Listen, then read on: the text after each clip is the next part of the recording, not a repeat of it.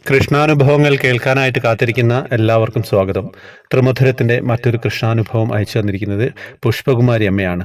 ജയഗോവിന്ദം house, ആലുവയിൽ നിന്ന്. ആഹാ, മനോഹരമായിട്ടുള്ള വീട്ടുപേരില്ലേ. അപ്പോൾ എല്ലാവരെയും സ്വാഗതം ചെയ്യാണ്.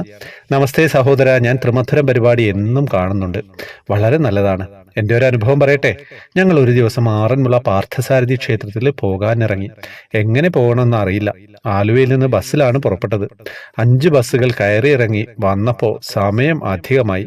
എനിക്ക് വളരെ വിഷമമായി. ഞാൻ ബസ്സിലിരുന്ന് ഭഗവാനോട് പറഞ്ഞു, എന്നെ കൈവിടരുതേ ഭഗവാനെ, എനിക്ക് നടയടയ്ക്കുന്നതിന് മുൻപ് എത്താൻ സാധിക്കണേ എന്ന്. അപ്പോൾ ഞാൻ ആ യാത്രയിൽ ഒരു നിമിത്തം പോലെ 2 പരുന്തുകൾ പറന്നു പോകുന്നു. ഭഗവാൻ എന്നെ കാണിച്ചു തന്നതാണ് എന്ന് എനിക്ക് മനസ്സിലായി. ഒടുവിൽ ഞാൻ ക്ഷേത്രത്തിലെത്തിയത് 12:30 കഴിഞ്ഞപ്പോഴാണ്. എന്നെ ഞെട്ടിച്ചുകൊണ്ട് ഭഗവാൻ എന്നെ കാണാൻ എന്നതുപോലെ ചുറ്റുപ്രദക്ഷിണത്തിനായിട്ട് ശ്രീകോവിലിൽ നിന്ന് ഇറങ്ങി കൊടിമരച്ചുവട്ടിൽ നിൽക്കുന്നു. എൻ്റെ സന്തോഷം പറഞ്ഞറിയിക്കാനാവാത്ത വിധമായിരുന്നു.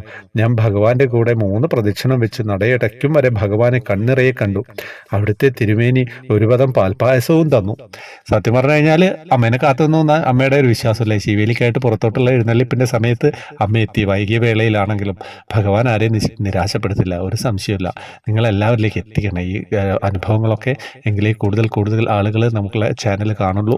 അപ്പം വാട്സപ്പ് ഗ്രൂപ്പിലേക്ക് വേണമെങ്കിൽ ജോയിൻ ബട്ടണിലൂടെ വരാം. പിന്നെ കൃഷ്ണവിഗ്രഹം വേണ്ടവർക്ക് മുകളിലെ ലിങ്ക് വഴി വാങ്ങുകയും ചെയ്യാം. ഹരേ കൃഷ്ണ.